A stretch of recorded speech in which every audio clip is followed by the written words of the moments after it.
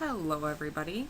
It was so nice to see the response that I got from my last video about Santa Monica, and some more details have been released, so I was looking more into it today, and I have some more things that I'd like to point out and see if anyone else has some input. So I have a lot to go over, so I'll try to do this quick. First of all, the man's name is John, I want to say Zawahiri. It is of Middle Eastern descent. The story is that he killed his brother Chris and his father Samir in the house and then burned it down. And then the mother, Rhonda Abdu, was actually in Lebanon visiting home. I guess that she is Lebanese, and she was working 2 waitressing jobs to support them. So far, I don't know much about the family. I went on Ancestry.com, and usually you can find maybe a couple articles, but I only found birth certificates and marriage record between the 2 of them. One thing that I had guessed was that neighbors and friends and co-workers and students that went to school with him are already talking about how he was kind of, well, as they say, a little bit crazy. This article in particular, Santa Monica gunman had fascination with guns, friend said. First of all, this friend doesn't want to be identified, which I'm not really sure why, considering that he's already dead and there would be no dangerous repercussions from something like that. But what he's saying, or she is saying, is that he had a fascination with guns. We were all worried about it. But that doesn't make sense, because if so many of you were worried about it, why didn't anybody speak up and say something to somebody? This article is interesting because this is also the one that talks about his mom working the 2 jobs, and it tells a little bit about her. So if anyone can find out, because now we know that the mother was a waitress at 2 separate places. One of the places is named in this article, and Rose Cafe in Venice. And then we're not sure about John, Chris, or Samir. So if anyone can come up with any information, I did some digging and it's really difficult to find them. I'm not sure why. I think that part of it is that it's actually a common Arabic name. I'm realizing as I'm doing some searches, all of the names are kind of common Arabic names, or Middle Eastern. I believe that the mother was Lebanese.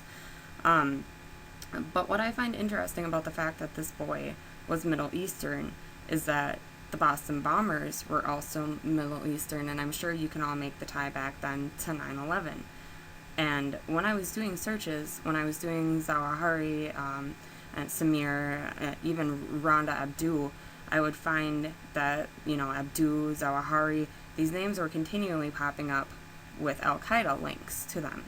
Now, this could still be a coincidence. It could just be that I don't know those Middle Eastern names very well, and that those could be common names. But, in reality, could this be another excuse for a war? Are we looking for a reason to attack one of these Middle Eastern countries again? Because we have seen in the past that Americans will turn against anyone that they are made to fear so strongly. Another very interesting thing about this whole situation in the Middle Eastern tie is that in my video list, it's called For Those Seeking Truth or something like that. I just made it, but I can't remember what I named it. But I actually have a ton of videos in there that one searching into these things might find interesting. And one of them is called Death to America, LAPD Terror Drill. And if you watched my last video, you know that on Thursday, the 6th,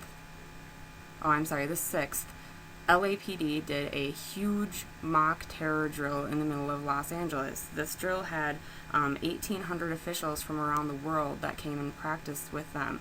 And part of this drill, in the video I'm suggesting you see one of the fake victims either get shot or blow off in a suicide bomb. But after that happens, she falls, and from the corner you can hear someone scream, "Death to America!"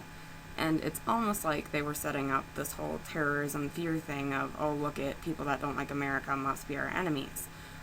We'll see where that goes. That could just be a coincidence, or it could be, like I said, a setup for another reason to go to war. So now I want to move on to the victim, or the eyewitnesses. I'm sorry about that. They have not released the victim names yet, as far as I'm aware.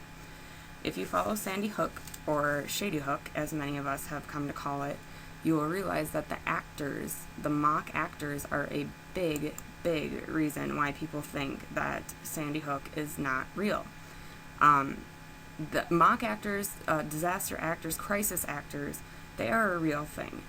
I've even seen this in schools in Minnesota. I grew up in Minnesota, and there have been high schools that will do mock drunk driving, and it is huge. It looks like a real incident. The actors portray it real. Everything is realistic, and that's kind of the signs that I see in not every eyewitness, but certain eyewitnesses, and I want to call these two my key eyewitnesses, because the most important thing about them is that they both saw the shooter and he didn't shoot them.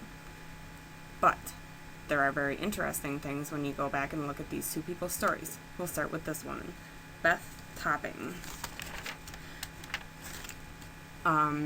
First of all, both of these people, I'll just go over some things that you can look for in looking through eyewitness accounts to see if they are lying or if they are being genuine. Number one is that, I'm sorry, I just kind of click when I talk, but number one is that when someone experiences a tragedy, most of the time they will recount their experience as 25, 50, 25. This means that they will do 25% build-up before what happened, 50% description of what happened, and 25% description of what happened afterwards. If we're looking at the cases of these two people, Joe Orcutt and Beth Topping, it's not that way. Their stories look something more like 50, 25, 25, meaning their story builds up with 50% of it containing details of before what happened, very visual details, very graphic details. Oh, I flew onto the ground, and you will notice even that the news reporters will prompt them to say certain things. For instance, there was one news reporter that I saw that said, "And has this ever happened before? Is this a crime-riddled community?" And of course the answer is no, but it's not a crime-free community either. So it's just kind of, the deception with verbal cues that these even reporters can prompt out of people. So number one, that's the first thing that strikes me, is that their stories are more like stories instead of recounts of tragedies. They are 50% lead up, 25% of what happened, 25% after. I almost want to say that it's almost like 50, 15, 35, because it's kind of unreal how visual these two people speak, and how it's more like they're setting up an image for you as opposed to recounting something terrible they went through. Second of all, this is a great little breakdown of eye cues and what to look for when people are lying. Now, these are not 100% accurate by any means, because it does make a difference if you're right-handed or left-handed, and 100% of people don't do these things. So it's something to look for, but it's not something to completely rely on. This is the best breakdown I've seen of eye movement, and this is looking at the person. So looking up and to the left is a visually constructed image. This is the most common place, up and to the left and directly to the left. Visually constructed, auditory constructed. I'll put this in the link or in the description so that you guys can look at this too. But basically, these are the two directions that you're looking for. This means they're thinking of a visual image to make up, and this means that they're thinking of, something auditory. So you can just read a little bit about it and kind of get to know what all of this stuff means. But this is very helpful when watching these two interviews as well. Just watch their eyes when they're talking. Another primary thing that I want to bring up is something called duping delight. This is seen nearly every time when we find a case like Casey Anthony, where someone is so clearly guilty, O.J. Simpson, but they are not found guilty. Basically, duping delight is them taking pleasure in the lie that they're constructing. And this can be as simple as just kind of small downturns in their lips, basically kind of forcing back a smile. I watched an interview with him, and he's doing it very badly, but she is also very bad at it. You can see just the corners of her lips are just down in a fashion that's consistent with holding back a smile when you're not supposed to be. And then it can go all the way to the extremes of this, you know, the full out crazy wide-eyed smile. And, you know, this is what we see most commonly, is this kind of face where the edges of the mouth are downturned, and then he clearly his forehead is up, which is a sign of being uncomfortable or feeling uncomfortable, and his edges of his mouth are downturned, which is an indication that he's trying to hold back some type of smile. Duping delight is not preventable a lot of the time when people are guilty. It's subconscious. It is something that your face just kind of tells, and if you know how to pick it up, you can start to learn when people are lying pretty easily, actually.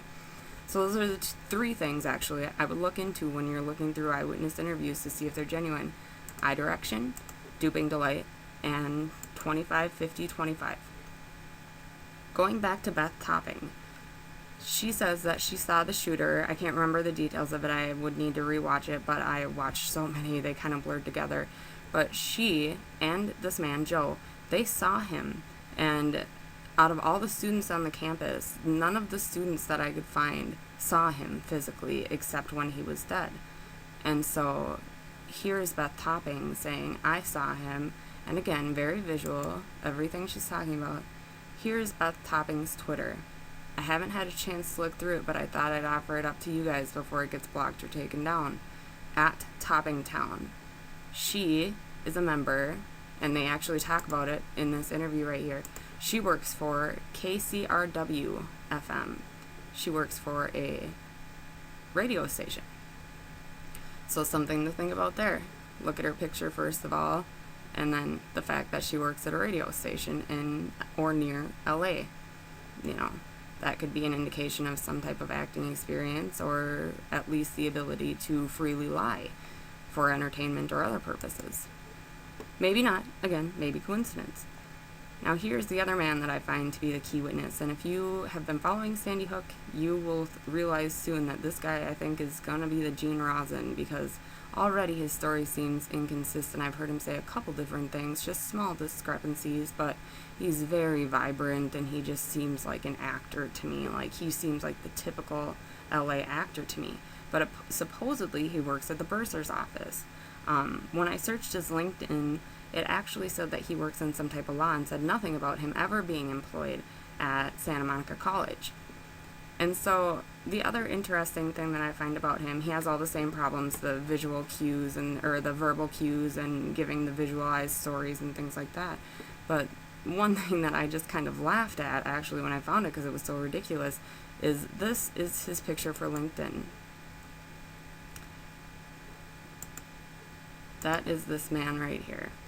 And you can't tell me that this is not a headshot. I've seen many headshots before, and I've seen many professional photos before, and there's just no way to me that this is not a headshot done on purpose to be some type of headshot. Unless he got some kind of nice family pictures taken or something.